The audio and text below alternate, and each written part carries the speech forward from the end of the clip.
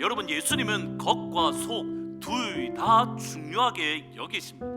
마음은 중요하고 행동은 중요하지 않다, 성경 어디에도 없습니다.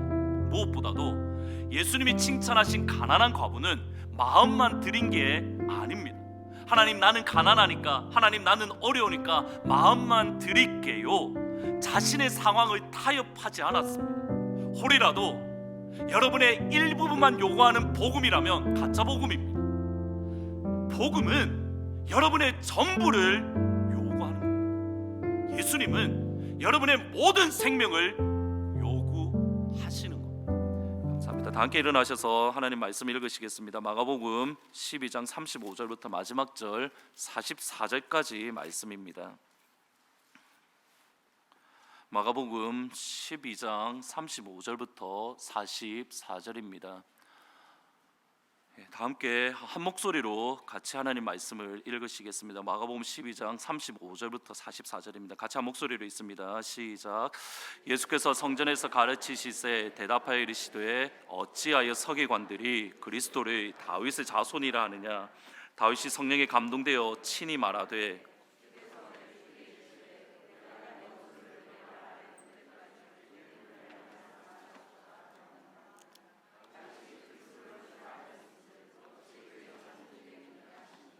많은 사람들이 즐겁게 듣더라. 예수께서 가르치실 때에 이르시되 긴 옷을 입고 다니는 것과 시장에서 문안받는 것과 회당의 높은 자리와 잔치의 윗자리를 원하는 서기관들을 삼가라. 그들은 과부의 가산을 삼키며 외식으로 길게 기도하는 자니 그 받는 판결이 더욱 중하리라 하시니라. 예수께서 헌금함을 대하여 앉으사 무리가 어떻게 헌금함에 돈을 넣는가 보실세. 여러 부자는 많이 넣는데 한 가난한 과부는 와서 두 렙돈 곧 한 고르드란트를 넣는지라.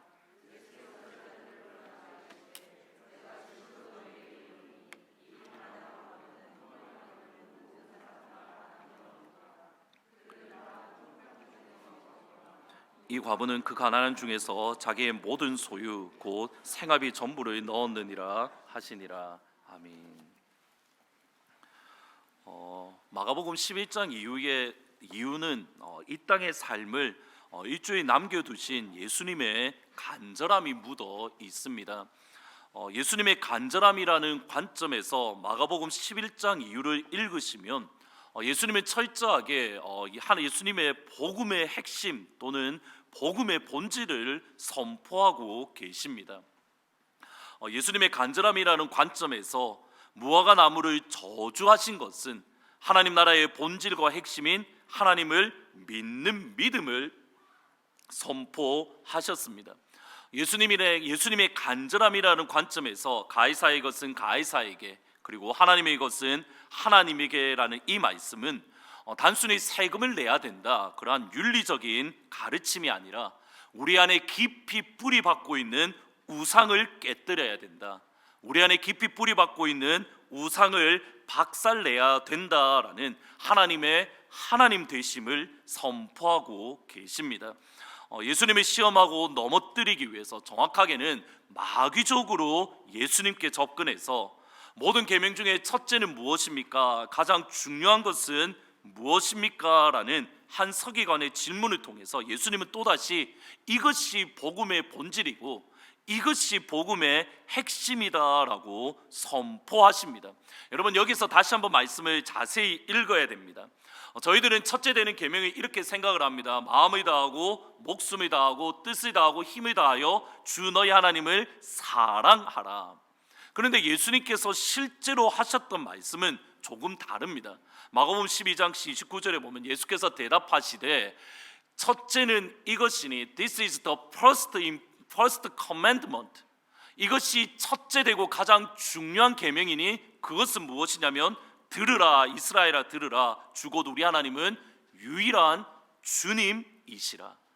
예수님이 선포하시는 가장 중요한 계명 또는 예수님이 선포하시는 첫째 되는 신앙의 원칙은 이겁니다. 첫째는 이것이니, 가장 중요한 것은 이것이니 이스라엘아 들으십시오. 주 곧 우리 하나님은 유일한 하나님이십니다. 하나님을 목숨처럼 사랑하는 것, 이웃을 나 자신처럼 사랑하는 것은 그 다음 문제입니다. 하나님만이 하나님이시기에 하나님만을 사랑합니다. 하나님만이 유일한 주님이시기에 이웃을 사랑합니다. 교회의 또는 그리스도인의 가장 핵심적인 믿음, 본질적인 신앙은 여기에 있습니다. 하나님의 하나님 되심, 하나님의 주님 되심. 오늘 본문을 통해서 그 하나님의 하나님 되심과 이 하나님의 주님 되심이 어떻게 완성되는가 또는 어떻게 성취되는가 이것을 선포합니다. 그런데 오늘 본문 역시도 하나님 나라의 본질 곧 복음의 핵심에 대해서 선포하십니다. 그런데 오늘 본문의 말씀은 지금까지의 내용과는 조금 다릅니다. 지금까지는 예수님을 반대하고 또는 거짓말하고 예수님을 덫을 놓고 예수님을 시험하기 위해서 대제사장, 서기관, 바리새인들이 예수님을 먼저 찾아와서 예수님께 질문을 합니다. 그리고 그 질문에 대한 답을 하심으로 예수님은 복음을 선포하셨습니다. 어떤 면에서는 수동적으로 복음을 선포하신 겁니다. 그런데 오늘 본문 35절부터 44절까지는 대제사장이 먼저 와서 질문한 것이 아니라 예수님이 먼저 질문을 던지십니다. 서기관이 어찌하여 그리스도를 주라 칭하는가? 예수님께서 주도적으로 대화를 이끌어가고 계신 겁니다. 이런 측면에서 11장부터 시작되어졌던 복음의 본질 또는 복음의 핵심의 마지막 결론 또는 마지막 절정이 어디냐면 오늘 읽으셨던 본문의 내용입니다. 그리고 그 본문은 이렇게 시작되어집니다. 36절 37절입니다. 같이 읽습니다. 다윗이 성령에 감동되어 친히 말하되 주께서 내 주께 이르시되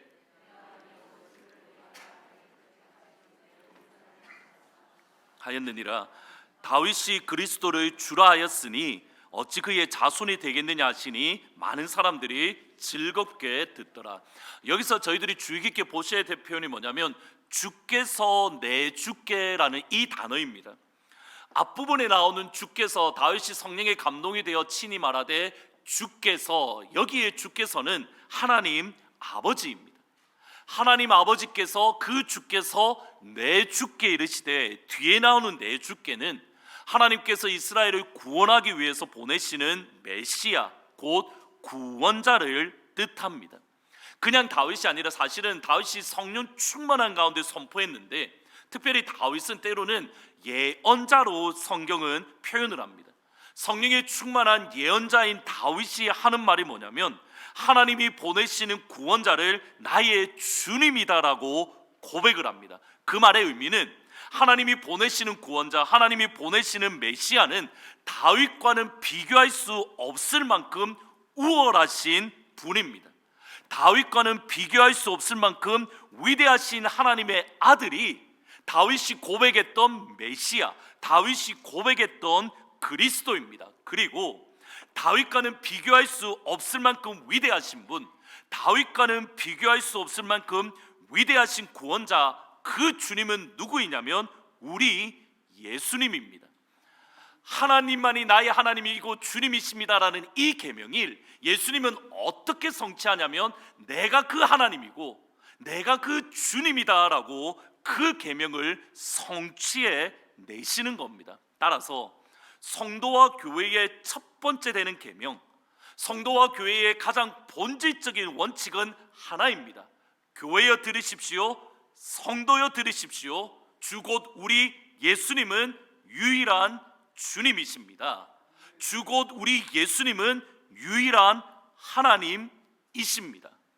여러분, 우리가 마음속에 반드시 새겨야 될 한 문장이 있다면, 우리 교회에 반드시 새겨야 될 한 문장이 있다면 하트포드 제2장로교회여 들으십시오. 예수님만이 우리의 주님이십니다. 예수님만이 우리의 하나님이십니다. 여러분의 삶 가운데에, 여러분의 가정 가운데에 한 문장이 있다면 예수님만이 주님이십니다. 예수님만이 하나님이십니다. 다윗보다도 위대하고 모세보다도 우월하신 분 우리 예수님. 따라서 우리 삶을 통치하고 우리 삶을 다스리는 분은 오직 한 분, 하나님이신 예수님밖에 없습니다. 우리 가정을 다스리고 우리 가정을 통치하시는 분 오직 한 분, 주님이신 예수님밖에 없습니다. 우리 하트포드 제2장로교회를 통치하고 우리 하트포드 제2장로교회를 다스리는 분 한 분밖에 계시지 않습니다. 누구이십니까? 하나님이신 예수님만이 우리 교회를 다스리는 줄 믿습니다. 하나님이 주인이신 교회, 예수님이 주인이신 교회, 사람이 주인이 될 수 없는 교회, 그 교회가 우리 하트포드 제1장로교회가 되어야만 됩니다. 하나님이 아닌, 예수님이 아닌 다른 누군가가 주인이 되는 순간 우리 교회는 우상을 세우는 겁니다. 여러분 기억하셔야 됩니다. 다른 그 어떤 것도 주인이 아니라 오직 예수님만이 주인이 되는 교회, 우리 하나님만이 주인이 되는 교회, 그 교회로 함께 세워갈 수 있기를 주의 이름으로 축원합니다. 미국을 다스리는 분 오직 한 분, 예수님. 한국을 통치하시는 분 오직 한 분, 예수님. 다른 그 모든 것들은 바로 이 원리, 예수님만이 하나님이십니다, 예수님만이 나의 주님이십니다, 여기에서 나오는 내용들인 겁니다. 여기에서 중요합니다. 예수님만이 하나님이시다, 예수님만이 주님이시다라는 이 진리가 있는데, 이 진리에 대한 우리의 반응이 예수님이 선포하신 복음의 결론이고 예수님이 선포하신 복음의 마지막 절정입니다. 다시 들어보셔야 됩니다. 마태복음 11장부터 지금까지 34장까지 예수님이 끊임없이 선포했던 것, 여러분 반복적으로 말씀드리는 거 기억하십니까? 예수님이 하나님이시다, 하나님의 하나님 되심. 여러분 이 복음에 대해서 우리가 어떻게 반응하는가, 이것이 예수님이 말씀하시는 하나님 나라의 마지막 본질의 결론이라는 겁니다. 단순히 예수님이 하나님이십니다, 예수님이 주님이십니다, 이 사실로 끝나지 않습니다. 여러분의 반응 역시도 그 복음의 한 부분으로 예수님을 향한 반응은 안타깝게도 항상 두 개입니다. 삼지선다도 아니고 사지선다도 아닙니다. 예수님을 향한 반응은 항상 두 가지입니다. 둘 중에 하나인데 첫 번째 서기관의 반응입니다. 그것이 38절 40절입니다 같이 한번 읽어보십니다. 시작. 예수께서 가르치실 때에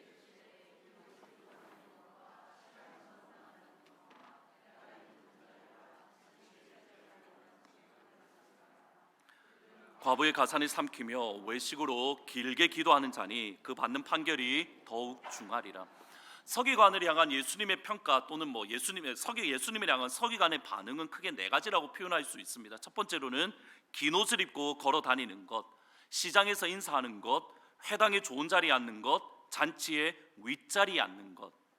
여러분 이 네 가지 중에 잘못된 것이 있습니까? 저희들은 서기관 하면 딱 어떤 마음이 가냐면 그 나쁜 놈들, 그래서 서기관이 하는 모든 것들은 다 나쁜 행동으로 우리는 결론을 내립니다. 우리 마음속에는 바리새인들, 저 나쁜 놈들, 대제사장들 나쁜 놈들, 미운 털이 제대로 박혔습니다. 그런데 예수님이 말씀하신 내용 하나하나를 뜯어가다 보면 그 자체로 나쁜 것이 없습니다. 먼저 긴 옷을 입었다라는 이것은 물론 학자들마다 의견이 조금씩 다르지만 일반적으로는 타리트라는 유대인 전통 옷을 의미하는 것으로 이해를 합니다. 지금 보시는 저 숄이 타리트라는 옷인데 언제 입냐면 기도에 집중하기 위해서 입는 옷입니다. 특별히 저 타리트를 입는 순간 저 사람은 율법학자야, 저 사람은 하나님의 율법에 하나님께 헌신된 사람이야, 그것을 표현하는 옷이 타리트라는 옷으로 아무런 문제가 없습니다. 오히려 칭찬을 해 주어야 됩니다. 왜냐하면 타리트를 입는 순간 행동에 수없이 많은 제약들이 있기 때문입니다. 저의 옷차림은 대학교 1학년 때부터 지금 이 모습 이대로입니다. 고신대학교를 입학한 이후에 이렇게 주일날 당연히 평상시처럼 청바지를 입고 교회를 갔는데 담임 목사님이 저를 딱 보자마자 하셨던 말씀이, 목사 될 놈이 주일날 청바지를 입고 온다고 어디 말도 안 되는 행동을 하냐고 혼내시는 바람에 그 주로 제 기억에는 5만 원짜리 양복을 사서 그때로부터 5만 원짜리 양복을 꾸준히 지금까지 입고 있습니다. 이게 5만 원짜리가 아니라 그때 5만 원짜리를 입었습니다. 저희의 버킷리스트, 여러분은 평범하게 하는 그 버킷리스트 중에 하나가 제가 죽기 전에 제 소원이 뭐냐면 청바지 입고 위에 티셔츠 입고 주일날 마음 편하게 예배 드리는 것, 그게 저의 버킷리스트 중에 하나입니다. 여러분들은 편하게 자유롭게 입고 오는 그 멋이 누군가에게는 평생의 소원 중에 하나입니다. 미리 말씀드리면 내년 여름 때 물론 제가 저희 교회에 있지 않을 가능성이 99%이나 혹시 우리 교회에 온다면 저기에 청바지 입고 티셔츠 입고 방송실 앞에서 예배 드릴 겁니다. 새 가족 왔다고 좋아하지 마시고 청바지 입고 어쨌든 예배를 드릴 겁니다. 근데 보셔야 됩니다. 여러분, 청바지 입었을 때랑 양복 입었을 때랑 행동이 다릅니다. 달라질 수밖에 없습니다. 양복을 입으면 주일날 교회에 양복 입고 오시는 분들 두 종류 중에 하나입니다. 지금 옆에 딱 보시면 압니다. 양복 입은 사람 첫 번째 목사는 양복 100% 입었을 겁니다. 두 번째 누가 입었습니까? 장로님들이 입었습니다. 그러니까 교회 주일날 양복을 입고 오는 순간 저 사람은 뭔가 직분자구나 다 압니다. 그 순간 행동이 제한이 옵니다. 말을 함부로 할 수도 없고 행동을 함부로 할 수도 없습니다. 하물며 목회자 티가 나는 이렇게 사제들의 입는 옷, 그런 옷을 입으면 여러분 행동에 더 많이 제한이 옵니다. 서기관들이 입은 옷이 딱 그와 같습니다. 그 옷을 입는 순간 자기들이 하고 싶은 거 마음대로 못합니다. 자기가 하고 싶은 말 마음대로 못합니다. 그럼에도 그것을 입고 다녔다는 것은 내가 그만큼 하나님께 헌신하겠다, 내가 그만큼 하나님의 율법에 집중하겠다라는 의도입니다. 두 번째로 시장에서 인사를 받는 것, 여러분 이거는 진짜 말이 안 됩니다. 만일 서기관들이 인사하는데 인사를 안 받았다라고 하면 뭐라고 이야기할까요? 저 사람 얼마나 교만하면 내 인사를 안 받지? 오히려 더 난리를 칠 겁니다. 실제로 그런 일이 있었습니다. 제가 어렸을 때 모교에 있었던, 대학생 때 모교에서 있었던 일입니다. 주일 예배가 끝나고 담임 목사님이 정문에 서고 그 위에 이제 그 밑에 보면 부목사님과 이렇게 장로님들이 성도들과 인사를 나누었는데, 하루는 안수 집사님이 이제 담임 목사님하고 인사하고 부목사님에게 인사를 했는데 부목사님이 얼굴이 굳으면서 자기의 인사를 받지 않았다라는 겁니다. 그래서 그것 때문에 삐져서 그 다음 주부터 교회를 안 나오셨습니다. 나중에 이게 어떻게 된 일인가, 그 안수 집사님과 이게 제가 친했기 때문에 알고 보니까 그 안수 집사님은 목사님이 인사 안 받아서 삐져서 교회 안 나오신 거고, 목사님한테 가서 물어보니 목사님이 몸이 너무 안 좋아서 얼굴은 굳어 있었고, 그리고 인사했는지 안 했는지 본인은 전혀 기억하지 못하고 있습니다. 그거를 오해해서, 여러분 인사 안 받으면 가서 인사하시면 되잖아요. 근데 그것 때문에 그거를 오해해서 삐져서 안수 집사님이 교회를 안 나옵니다. 여러분 혹시라도 제가 인사 안 받거든 와서 하십시오. 저한테 찾아와서 왜 제 인사 안 받아줍니까? 라고 공개적으로 이야기하시는 게 교회 안 나는 것보다 100배 낫습니다. 근데 실제로 그런 일이 있습니다. 여러분 서기관들이 다니면서 인사하는데 인사 안 받았다? 이 말 나오지 않겠습니까? 유일한 문제는 40절에 과부의 가산을 삼킨다라는 표현입니다. 서기관들은, 당시 사두개인들과 제사장들은 성전에서 나오는 헌금으로 그들의 생활을 감당했습니다. 반면에 서기관들은 재정을 후원해주는 개인 후원으로 그들은 살았습니다. 이것은 예수님도 그러하셨습니다. 누가복음 8장 3절에 보시면 헤롯의 청지기 구사의 아내 요한나와 수산나와 다른 여자가 함께하여 자기의 소유로, 자기의 물질로 그들을, 예수님과 제자들을 섬겼더라. 예수님이 이 땅의 사역을 하실 때 어떻게 사셨냐면 여인들이 재정을 후원을 해서 이 땅을 살아가신 겁니다. 3년 동안 사역을 어떻게 하셨냐면 여인의 후원을 받아서 사역을 하신 겁니다. 단순히 교회뿐만이 아닙니다. 여러분들이 알고 있는 유명한 철학자들도 사실은 개인 후원을 받아서 살았습니다. 대표적인 가문이 누구냐면 메디치라는 가문이 미켈란젤로를 후원해서 그가 그림을 그릴 수 있었던 겁니다. 제가 지금 서기관을 변호하는 이유가 여기에 있습니다. 서기관들을 향한 우리의 평가는 저 나쁜 놈, 저 예수님을 배반하는 놈, 예수님을 향하여 반역하는 놈이지만 예수님 당시 유대인들의 관점에서는 하나입니다. 우와 진짜 믿음 좋네, 우와 진짜 하나님 잘 믿네, 나도 저렇게 하나님 믿으면 좋겠다. 여러분, 이것이 서기관들을 향한 당시 유대인들의 평가입니다. 누가 보더라도 서기관 하면 진짜 믿음 좋아, 그 사람들은 경건하게 살려고 해, 그 사람들은 하나라도 흐트러짐 없이 하나님을 위해서 데디케이션 된 사람들이야. 그런데 참빛인 예수님 앞에 서니 그들 안에 있던 더러운 것들이 다 드러나는 겁니다.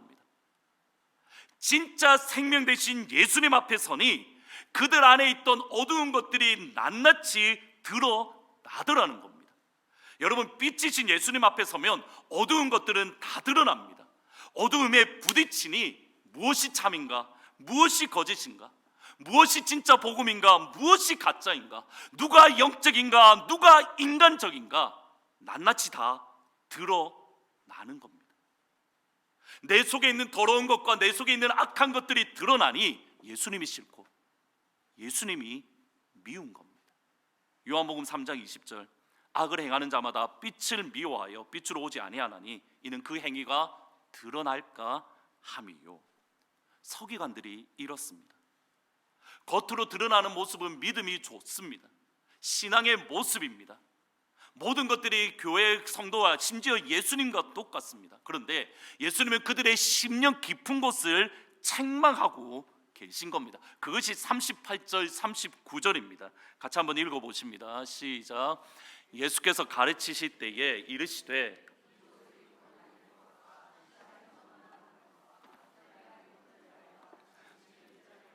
원하는 서기관들을 삼가하라. 우리 한글 성경에는 원하는 서기관이 맨 뒤에 와서 있습니다. 그런데 헬라 성경에 보면 원하는 서기관들, 정확하게는 서기관 원하는 이렇게 번역되어 있는데 이것이 어디에 있냐면 맨 앞에 나와 있습니다. 그래서 영어 성경에 보면 Be aware of the scribe who like, 또는 Watch out for the scribes who like. like라는 말이 서기관과 바로 앞에 붙어 있습니다. 그 말은 서기관들을 책망하는 예수님의 근본적인 이유는 뭐냐면 여기에 있습니다. 그들의 겉모습이 예수님께 순종하는 것처럼 무엇을 순종해야 되는 겁니까? 그들의 속사람, 그들의 의지도 예수님 앞에 굴복을 해야 되는데, 겉은 예수님 앞에 굴복을 하는데 그들의 속사람은 여전히 자기의 뜻대로 가고 있는 겁니다. 겉모습만 바라보면 분명히 왕이신 예수님 앞에 굴복하고 예배를 드립니다. 그런데 그들의 속사람을 바라보니 왕이신 예수님 앞에 무릎 꿇지 않고, 왕이신 예수님 앞에 예배하지 않고, 왕이신 예수님을 영광 돌리지 않는 겁니다. 이것이 왕이신 예수님 앞에 반응하는 모습, 첫 번째 모습입니다. 겉모습도 예수님께 순종해야 됩니다. 우리의 속사람도 예수님 앞에 순종해야 되는 겁니다. 그런데 서기관은 겉은 믿음인데 그들의 속사람은 더러움, 여전히 그들의 의지, 그들의 뜻, 그들이 하고 싶은 것, 왕이신 예수님이 무엇을 원하는가, 여기에 관심이 있는 게 아니라 내가 하고 싶은 것, 내가 원하는 것, 내가 생각하는 것. 여러분, 진짜 복음 앞에 굴복한 사람은 나의 생각까지도 예수님 앞에 굴복하는 겁니다. 내가 원하는 것까지도 예수님 앞에 굴복하는 겁니다. 내가 하고 싶은 것까지도 예수님 앞에 내려놓는 겁니다. 예수님은 겉으로 드러나는 모습, 그리고 속사람까지 점검합니다. 그들의 안과 밖, 속사람과 겉사람, 모든 어두움과 악함을 드러냅니다. 당장 사람의 눈은 속일 수 있지만 하나님이신 예수님의 눈은 속일 수 없습니다. 빛 앞에서 어두움은 드러납니다. 빛 앞에서 거짓은 드러납니다. 빛 앞에서 악함은 드러납니다. 반대로 어두움 가운데에 빛이 드러납니다. 거짓 가운데에 빛이 드러납니다. 악함 가운데에 빛이 드러납니다. 더 놀라운 것, 반대에 부딪히면 부딪힐수록, 거짓말에 부딪히면 부딪힐수록, 모함에 부딪히면 부딪힐수록 예수님의 복음의 영광은 더욱더 분명하게, 더욱더 선명하게 하늘 위에 찬란하게 빛이 나는 줄 믿습니다. 지난 금요일 새벽에 아까 말씀드렸듯이 김보은 선교사님의 카톡이 왔습니다. 여러분 잘 보셔야 됩니다. 어린이 포디 사역을 하는데 복음을 전하는 가운데에 지금 막혀 있습니다. 복음이 반대에 부딪혔고 복음이 어두움에 부딪혔습니다. 여러분, 제 말을 잘 들으셔야 하고 기억하셔야 됩니다.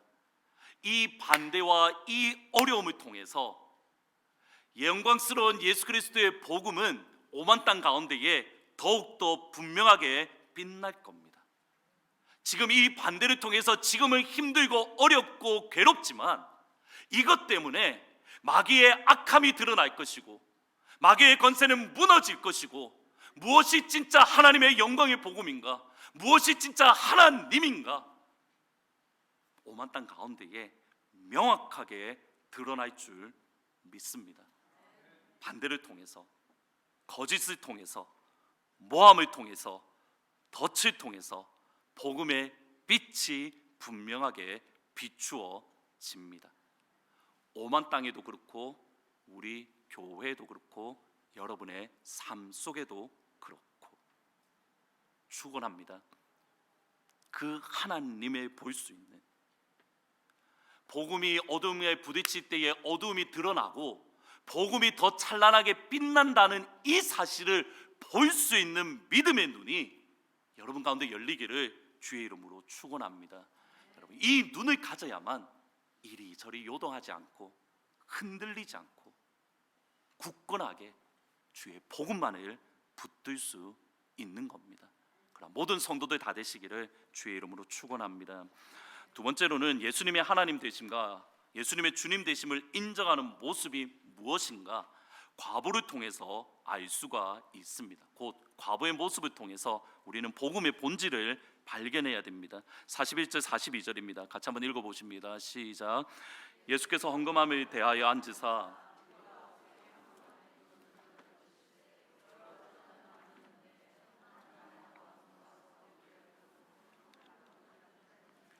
여기 보시세라는 이 말은 지속적인 관심 또는 주의와 함께 집중해서 관찰하다, observe with sustained attention, 지속적인 관심과 함께 어떤 사물을 주의 깊게 관찰하다라는 뜻으로, 문법적으로도 사실은 예수님이 지금 헌금함에 대해서 집중적으로 보고 있는 그것을 강조합니다.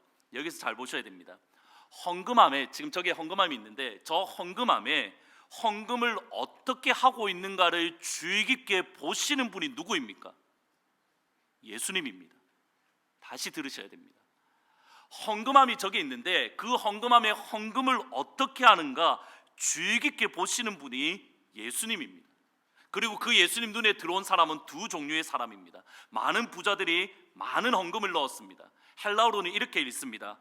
플로이 플로시오이 에바론 폴라. 방언을 통역하는 분은 복이 있을지어다. 지금 방언을 들으실 것 같죠? 다시 헬라어를 잘 들어보셔야 됩니다. 프라는 단어를 잘 보셔야 됩니다. 플로이 플로시오 에바론 폴라. 헬라어로 보면 이게 프라는 발음이 강조가 되어 있어서 무엇을 강조하고 있냐면 많은, 부자, 많은, 지금 이것을 강조하고 있는 겁니다. 많다에 강조점이 있는 겁니다. 반면에 42절에 보면 많은 부자가 아니라 한 가난한 과부가 두 렙돈, 한 고드란트를 넣었다. 이게 먼저 렙돈이라는 것은 가나안 땅에서, 또는 고드란트는 로마에서 사용되어지는 제일 작은 동전의 단위입니다. 그러니까 미국식으로 표현하면 다임 또는 쿼럴 정도 됩니다. 예수님 당시에 한 렙돈은 64분의 1 데나리온으로, 데나리온은 하루 임금입니다. 또 계산을 해봤습니다. 커네티켓 최저임금이 시간당 13불로 8시간 일하면 104불입니다. 104불이 한 데나리온입니다. 그 한 데나리온의 64분의 1이 1.6불이고 1.6분이 한 렙돈이라는 말입니다. 그 두 렙돈을 드렸으니까 3불을 드렸다라는 뜻입니다. 근데 3불도 너무 많고 사실은 쿼러를 드렸다라고 생각하시면 맞습니다. 많은 부자들이 많이 넣은 것과 한 명의 가난한 과부가 넣은 것, 그것을 집중해서 보신 예수님의 말씀이 43, 44절입니다. 같이 한번 읽어보십니다. 시작. 예수께서 마음을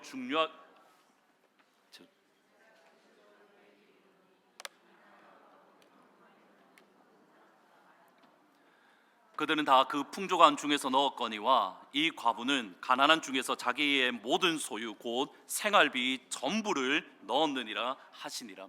여러분, 교회 다니면서 오해하시면 절대 안 되는 게 뭐냐면 예수님은 마음을 중요하게 여기신다라는 겁니다.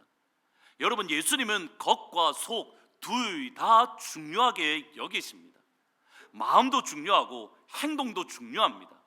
마음은 중요하고 행동은 중요하지 않다, 성경 어디에도 없습니다. 무엇보다도 예수님이 칭찬하신 가난한 과부는 마음만 드린 게 아닙니다. 그녀가 가지고 있던 두 렙돈, 작은 돈이지만 두 렙돈을 하나님께 헌금했습니다. 하나님, 나는 가난하니까, 하나님, 나는 어려우니까 마음만 드릴게요. 자신의 상황을 타협하지 않았습니다. 내일일은 난 몰라요, 장래일도 몰라요. 그러면서 그냥 가지고 있던 거 예수 하나님 앞에 드린 겁니다. 예수님의 강조점은 여기에 있습니다. 단순히 가난한 과부가 자기가 가지고 있는 헌금을 드렸다, 돈이라는 데에 강조점이 있는 게 아닙니다. 우리 성경에 보면 생활비 전부를 넣었다라고 말을 합니다. 영어 성경에도 all she had to live on, 그녀가 살아가야만 할 전부라고 번역을 하는데 헬라어 단어가 흥미롭습니다. 비오스라는 말인데 이 말의 기본적인 첫 번째 뜻이 뭐냐면 생명이라는 뜻입니다. 비오스라는 헬라어 말에서 나온 단어가 영어가 바이오라는 말입니다. 그러면 이렇게 번역할 수 있습니다. 과부는 그 가난한 중에서 자기의 모든 소유 곧 그녀의 생명 전부를 드렸습니다. 과부는 가난한 중에 그녀의 생명 전부를 드렸습니다. 여러분, 기억하셔야 됩니다. 예수님이 여러분에게 요구하시는 것은 여러분의 일부분이 아니라 여러분의 생명 전부를 요구하십니다. 복음이 여러분에게 요구하시는 것은 여러분의 일부분이 아니라 여러분의 생명 전부를 복음은 요구하고 있습니다. 혹이라도 여러분의 일부분만 요구하는 복음이라면 가짜 복음입니다. 여러분의 일부분만 요구하는 예수님이라면 여러분이 만들어낸 가짜 예수입니다. 여러분이 우리 교회에서 평생 함께 할 줄 믿습니다. 아멘이 왜 작으십니까? 평생 우리 교회에서 함께 하실 줄 믿습니다. 혹시라도 방문하신 분들에게만 말씀드립니다. 방문하셨던 분이 또 다른 교회를 가시게 되거든, 일부분만 요구하는 복음을 선포하는 교회는 가짜 교회입니다. 여러분의 일부분만 요구하는 예수를 선포하는 교회는 가짜 복음입니다. 여러분, 제가 이 자리에 서서 여러분 조금만 드려도 하나님 다 받으십니다, 생명 바치 필요 없습니다라고 말하는 순간 저 쫓아내십시오. 아멘. 아멘 하셔야 됩니다. 복음은 여러분의 전부를 요구하는 겁니다. 예수님은 여러분의 모든 생명을 요구하시는 겁니다. 갈수록 아멘이 줄어드는 이 현상, 영국이 다른 유럽 여러 교회와는 다르게 피해 혁명이 있지 않았습니다. 근데 그 이유를 세상 학자들이 이렇게 평가합니다. 영국에 다른 프랑스와는 다르게 이렇게 신앙 부흥 운동이 있었기 때문이다라고 평가를 합니다. 근데 영국의 신앙 부흥 운동을 주도했던 목사님이 누구냐면 요한 웨슬레 목사님입니다. 일반적으로 이 당시에는 세 개의 포인트로 설교를 하셨는데, 하루는 요한 웨슬레 목사님이 강단에 서서 설교를 하시는데 한 부자 어른이 강단이 옆에 자리에 앉아서 너무 큰 은혜를 받으시는 겁니다. 요한 웨슬레 목사님의 첫 번째 포인트가 이겁니다. 돈을 잘 벌어야 되고 돈을 많이 모아야 됩니다. 이렇게 막 선포하니까 부자 노인이 고개를 끄덕끄덕거리면서 은혜를 받으시는 겁니다. 축원합니다. 돈을 잘 벌어야 되고 많이 모으시기를 주의 이름으로 축원합니다. 돈 벌기 싫으십니까? 돈을 많이 벌고, 맞죠? 잘 벌기를 주의 이름으로 축원합니다. 솔직하게 자수하세요. 사실입니다. 그러기를 축원합니다. 돈을, 재물, 얻을 능력을 주시는 분 누구라고 말합니까? 하나님입니다. 하나님이 주시는 복 왜 걷어차십니까? 그것도 믿음 아닙니다. 여러분들에게 하나님께서 많은 돈을 주시기를 주의 이름으로 축원합니다. 축원합니다. 그 말씀에 은혜를 받은 목사님, 어른이 은혜를 받았는데 두 번째 포인트는 이거였습니다. 벌은 돈을 잘 절약하십시오라고 선포를 하시니까 또 아멘하고 옆에 계신 사람에게 우와, 목사님 진짜 설교 잘한다라고 칭찬을 하더랍니다. 이제 마지막 세 번째 설교 포인트가 이겁니다. 벌은 돈을 선한 목적으로 마음껏 쓰시기를 주의 이름으로 축원합니다. 주의 이름으로 축원합니다. 그러니까 부자 노인이 이렇게 말했답니다. 에이, 아까운 설교, 그 말 때문에 다 버렸네. 요한 웨슬리 목사님의 설교만큼은 아니겠지만 이미 별로 은혜스럽지 않은 설교, 에이, 아까운 설교, 그 말 때문에 버렸네를 각오하고 설교를 마무리하려고 합니다. 분명히 오늘 유튜브에 싫어요가 나올 겁니다. 그 각오하고 지금 말씀을 드리는 겁니다. 내가 나의 생명을 하나님이시며 주님이신 예수님께 드리고 있다. 분명히 예수님이 나의 생명을 요구하시고 나의 전부를 요구하시는데 나는 그 주님께 제대로 반응해서 다 드리고 있다. 어떻게 알 수 있습니까? 가장 기본적인 판단 기준은 여러분의 헌금 생활입니다. 아멘 안 하실 줄 알았습니다. 예수님이 한 과부의 헌금을 보시며 저 여인은 자기의 생명을 하나님께 다 드렸어. 이 여인이 다른 것을 바라보시고 평가하신 게 아니라 그녀의 헌금 생활을 바라보시며 이 여인은 하나님께 자기의 생명을 하나님께 드렸다라고 평가합니다. 여러분, 여기에 오해가 있으면 안 됩니다. 제 말 잘 들으셔야 됩니다. 온전한 11조 생활을 한 모든 사람이 자기의 모든 생명을 하나님께 드린 것은 절대 아닙니다. 행복하지 않으십니까? 11조 생활을 제대로 했다고 해서 하나님께 내 생명을 다 드렸다라고 말할 수 없습니다. 절대 아닙니다. 동시에 온전한 12조 생활을 하지 않는 사람이 나는 예수님께 나의 생명을 다 드렸습니다라고 말할 수 없습니다. 다시 들으셔야 됩니다. 온전한 11조 생활을 했기에 나의 생명을 하나님께 드립니다 말할 수 없습니다. 온전한 11조 생활을 하지 않는 사람이 나는 하나님께 내 생명을 드렸습니다 말할 수 없습니다. 하나님 앞에 드리는 온전한 12조 생활은 최소한입니다. 전부가 아니라 최소한입니다. 나의 주님이시며 나의 하나님이신 예수님께 내 생명을 모두 다 드립니다. 여러분, 그것을 판단할 수 있는 최소한의 기준이 하나님 앞에 온전한 12조를 드리는 것입니다. 여러분의 신앙의 최소한의 기준 라인이 어디인가? 주일날 예배 참석하는 것 당연합니다.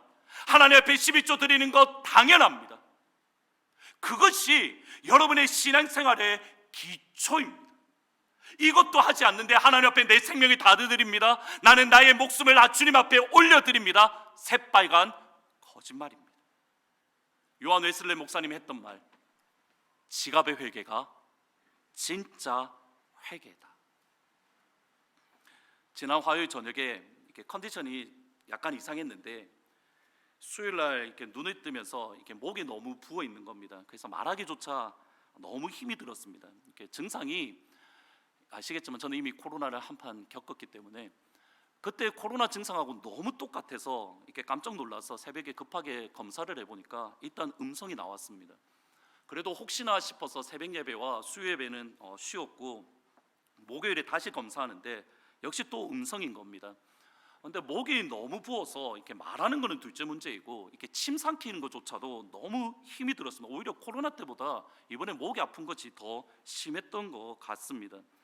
컨디션이 안 좋아서 앉아 있는 것도 힘들어서 이렇게 누워 있지 않으면 이렇게 앉아 있는 것도 힘이 들었습니다. 그래서 목요일부터는 설교 준비를 해야 되는데 몸이 너무 힘드니 이렇게 주일 예배를 너무 쉬고 싶은 겁니다. 그래서 뭐를 계속했냐면 코로나 검사만 열심히 했습니다.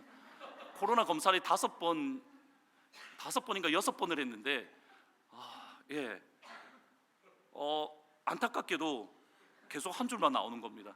제가 하나님 2줄 나오면 어떨까요 하고 제가 끝까지 보고 있었던 게 이번이 처음이었는데 사실 주일 설교하기가 힘들 정도로 이렇게 컨디션이 너무 안 좋았습니다. 그리고 제일 몸이 안 좋았을 때가 언제냐면 금요 예배 하기 직전입니다.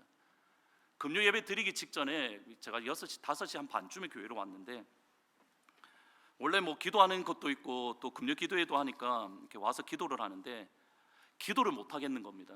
그래서 어떻게 했냐면 지금 여기 요 앞에서 그냥 누웠습니다. 기도할 힘도 없어서 그냥 누워서 아무도 없으니까 누워서 기도해야지 하고 하는 그 순간 어떻게 되냐면 여러분 100%입니다. 누워서 기도해야지 하는 분 치고 기도 안 합니다. 바로 코 골고 잡니다.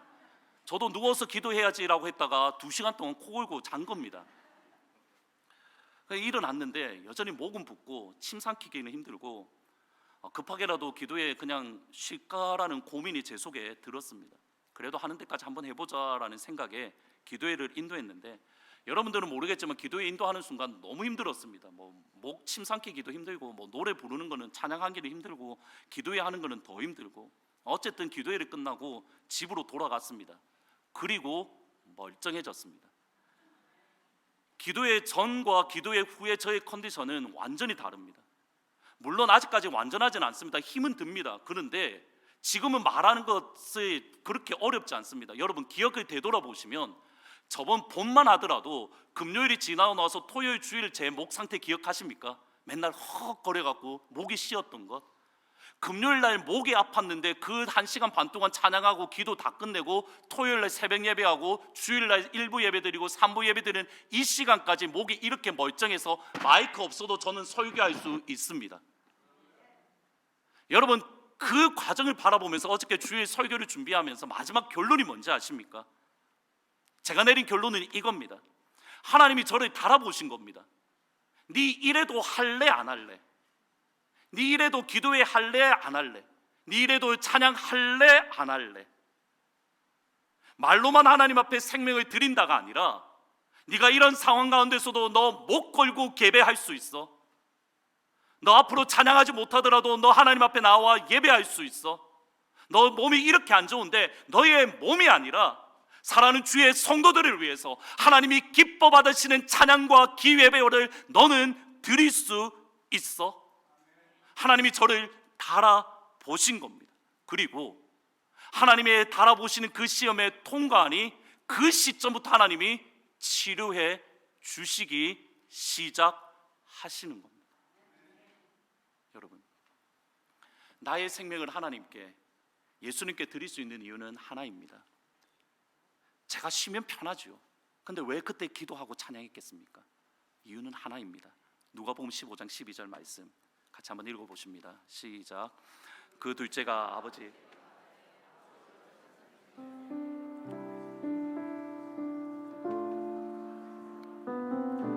탕자가 자신에게 돌아올 유산을 미리 달라고 했을 때 아버지가 그 유산을 첫째와 둘째들에게 살림이라고 돼 있는데 이게 his property라고 돼 있는데 그의 재산을 첫째와 둘째에게 나누어 주었습니다. 잘 보셔야 됩니다.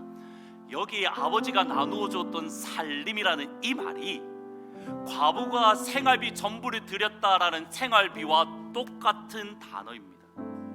무슨 말이냐면 아버지가 그의 두 아들에게 나누어 줬던 것은 재산이 아니라 무엇을 나누어 준 겁니까? 아버지의 생명을 두 아들에게 나누어 준 겁니다. 그냥 나누어 준 게 아니라 아버지가 가지고 있는 모든 생명을 사랑하는 두 아들에게 전부 다 나누어 주었습니다. 아버지의 생명을 내가 이미 받았기에 따라서 나도 나의 생명을 주님께 드립니다. 아버지의 생명을 나에게 먼저 주셨기에 나의 생명을 아버지 앞에 올려 드립니다. 여러분, 이게 진짜 복음이고 이게 복음을 경험한 진짜 복음의 사람입니다. 진짜 복음을 경험하면 나의 생명을 드립니다. 기억하십시오. 진짜 복음은 여러분의 생명을 요구합니다. 생명을 주신 예수님께 나도 생명을 그 예수님 앞에 올려 드리는 사랑하는 모든 주의 성도들 다 되시기를 주의 이름으로 축원합니다. 많은 이들 말하고 많은 이들 노래하지만 많은 이들 말하고 많은 이들 노래는 하지만 정작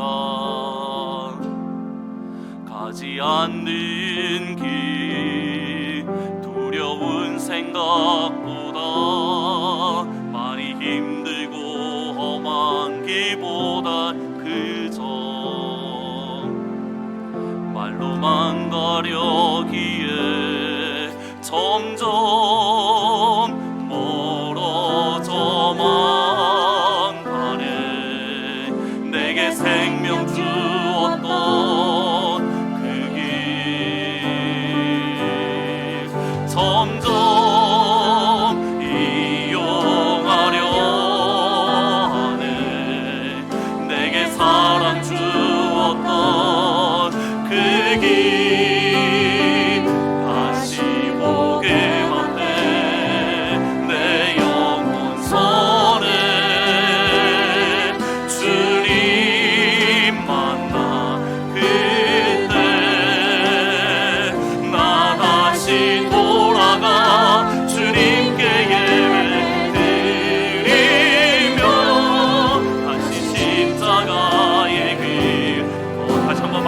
기도하면서 찬양합니다. 많은 이들 말하고 많은 이들 말하고 많은 이들 노래는 하지만 점점 하지만 두려운 생각보다 많이 힘들고 험한 길보단 그저 말로만 가려 점점 멀어져만 가네. 점점 멀어져만 가네. 내게 생명 주었던 그게 점점 이용하려고만 하네. 점점 이용하려 하네. 내게 생명 주었던 그게 다시 오게 만든 내 영혼선에 주님 만나 그때 나다시 돌아가 주님께 예배드리며 다시 복음 앞에 내 영혼 주님 앞에 섭니다. 다시 복음 앞에 다시 보게 만든 내 영혼선에 주님 만나 그때 나다시 돌아가. 마지막으로 다시 한번 고백할게요. 하나님 오늘 예배 가운데에 진정한 복음을 만나게 하여 주옵소서. 다시 복음 앞에 내 영혼 섭니다. 주님 만난 그때로 다시 돌아갑니다. 다시 복음을 만든 선에 주님 만나 그때 나다시 돌아가 주님께 예배드리며 다시 진짜 그 하나님의 일한 하나님입니다. 내가 믿고 떨지 않은 내가 믿고 떨지 않으니 내 모든 형편하시는 주님 내 돌보 와주신 곳에 나를 확실히 내가 믿고 떨지 않은 내 모든 형편 믿고 떨지 않으니 내 모든 형편하시는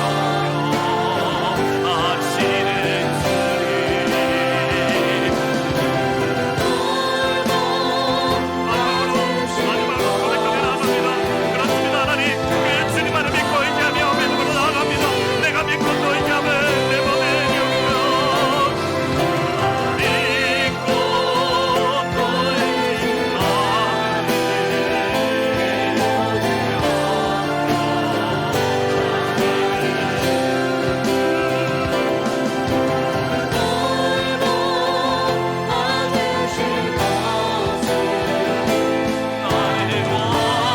확실히 아는. 기도할 때에 여러분 손을 가슴에 얹고 두 가지를 놓고 기도하면 좋겠습니다. 다시 한번 복음을 만나기를 원합니다. 여러분이 지금까지 따라왔던 복음은 진짜 복음입니까? 가짜 복음입니까? 목사로서 저도 가짜 복음, 모든 것을 요구하시는 주님 앞에 모든 것을 내어드리지 못하고 있는 저를 발견을 합니다. 주님, 다시 복음 앞에 내가 섭니다. 모든 생명을 이미 주신 그 아버지를 경험하게 하시고 아버지께서 그 생명을 나에게 전부 주셨기에 나도 내 생명을 전부 드리는 귀한 시간이 되게 하여 주옵소서. 그리고 하나님, 기도하실 때에 여러분 삶 가운데 탁탁 막히는 것들이 있다면 어쩌면 여러분들을 하나님께서 달아보시는 걸 수도 있습니다. 너 이래도 믿을래? 너 이래도 너 진짜 복음 따를래? 그때 뭐라고 답하시겠습니까? 예 주님, 이래도 따를 겁니다. 이래도 믿을 겁니다. 이래도 예수만을 붙잡을 겁니다. 다 같이 한번 기도하면 좋겠습니다. 회개할 것 있다면 회개하고 하나님 복음을 만나고 내 모든 것들을 주님 앞에 내어드립니다라고 다 같이 고백하며 기도하며 나아가면 좋겠습니다. 기도합니다. 주여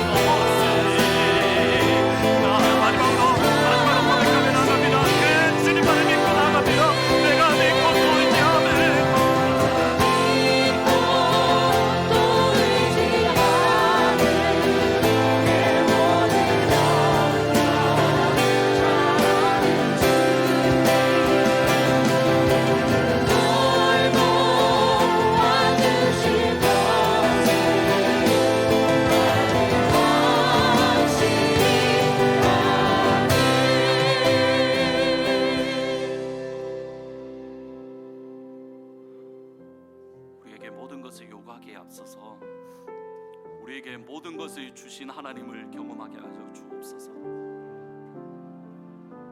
이미 예수님은 십자가에서 예수님의 모든 것을 다 주셨는데 우리를 위해서 피도 쏟으시고 불도 쏟으셨는데 우리 연약한 인생이 모든 것을 주신 예수님을 바라보지 못하고 우리가 가지고 있는 것 이건 아까워서 어쩔 줄 몰라 하는 그런 모습을 봅니다. 모든 것을 이미 주시고 모든 것을 요구하시는 주님 앞에 힘들고 어렵지만 두렵고 떨리지만 우리의 모든 생명을 주님 앞에 올릴 수 있는 사랑하는 주의 성도들 될 수 있도록 축복하여 주옵소서. 하나님 진짜 복음의 사람으로 우리를 변화시켜 주옵소서. 진짜 예수의 사람으로 우리를 새롭게 만들어 주옵소서. 때로는 우리에게 어려운 환난과 정말 견디기 어려운 아픔을 주시면서 주님께서 우리에게 질문하시는 것, 너 이래도 나 믿을래? 너 이래도 나한테 모든 것을 줄 수 있냐고 물으시는 주님. 우리가 그 자리에 설 때에 예 주님, 그럼에도 불구하고 그 주님 앞에 내 모든 것을 드립니다. 그 주님 앞에 내 생명을 바칩니다. 미약한 인생이지만 보잘것없는 인생이지만 주님이 이것도 기쁘게 받으신다면 그 주님 앞에 내어놓습니다라고 고백할 수 있는 주의 성도들 다 될 수 있도록 하나님 역사하여 주시옵소서. 주 예수 그리스도의 은혜와 하나님 아버지의 사랑과 성령 하나님의 교통하심이 진짜 복음의 사람으로 살기를 원하는 모든 주의 성도들 위해 지금부터 영원토록 항상 함께 있을지어다.